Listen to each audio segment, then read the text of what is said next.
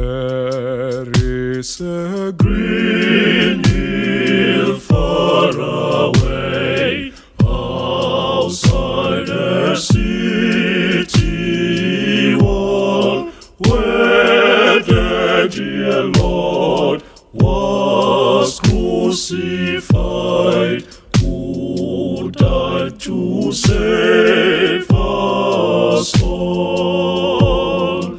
We may not know, we cannot tell what pains he had to bear, but we believe it was for us. He hung and suffered death.